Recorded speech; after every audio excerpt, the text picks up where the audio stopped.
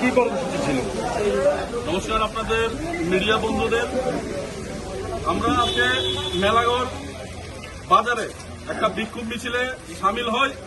আপনারা জানেন যে কিছুদিন আগে একটা 14 বছরের নাবালিকাকে ধর্ষণ করা হয়েছে, কিন্তু আমরা দেখতে পাচ্ছি যে থানাতে ডায়েরি হওয়ার পরেও সেই পরিবারটার উপরে বিভিন্ন ধরনের ধমকি হুমকি, সেই সঙ্গে প্রভাবশালী লোকেরা সেই দর্শককে বাঁচানোর জন্য বিভিন্ন ষড়যন্ত্র করছে।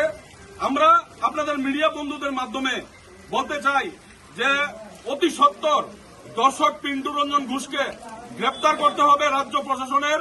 আর যদি গ্রেপ্তার না করে আমাদের আন্দোলন এখানে থেমে থাকবে না, এখানে আমরা বৃহত্তর আন্দোলনে যাব সামনের দিনে যদি অপরাধী গ্রেপ্তার না হয়।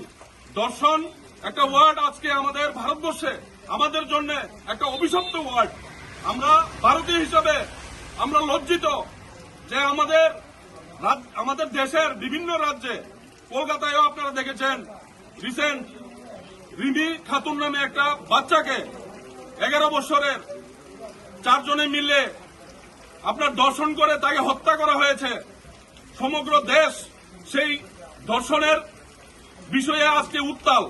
তো আমরা আপনাদের মিডিয়া বন্ধুদের মাধ্যমে একটা বার্তা দেব যে যারাই এই ধর্ষণ কাণ্ডে জড়িত থাকে, এই ধর্ষণ কাণ্ডে যারা জড়িত থাকে, আমি আমাদের অ্যাডভোকেট, আমাদের লয়ার, আমাদের উকিল বাবুদের কাছে পুরো ভারতবর্ষব্যাপী আপনাদের মিডিয়া বন্ধুদের মাধ্যমে একটা বার্তা দিতে চাইব যে এই দর্শকদের বিরুদ্ধে, দর্শকদের হয়ে কখনো যেন কোনো কেস না লড়ে।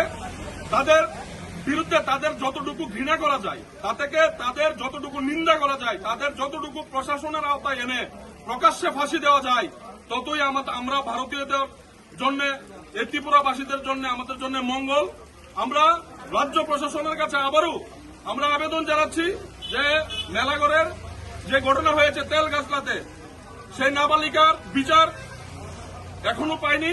আমরা রাজ্য প্রশাসনের কাছে আবেদন জানাচ্ছি যে অতি সত্বর পিন্টু রঞ্জন ঘোষকে গ্রেপ্তার করে আইনের আওতায় এনে প্রকাশ্যে ফাঁসি দেওয়া হোক। ধন্যবাদ।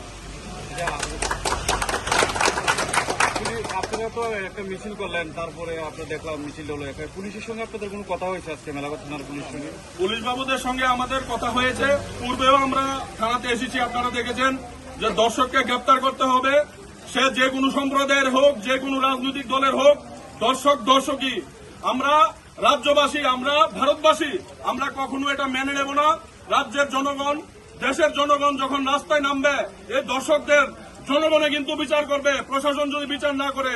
আমরা আবারও আবেদন জানাচ্ছি যে এই দর্শকদের বিরুদ্ধে আমরা গর্জে উঠি, প্রত্যেকটা জনগণ, প্রত্যেকটা রাজ্যের মানুষ এগিয়ে আসি এবং তাদের যেন বিচার হয় এবং সেই পরিবারটা, যে পরিবারটা নিপীড়িত, নির্যাতিত, ওই পরিবারটার পাশে দাঁড়াই।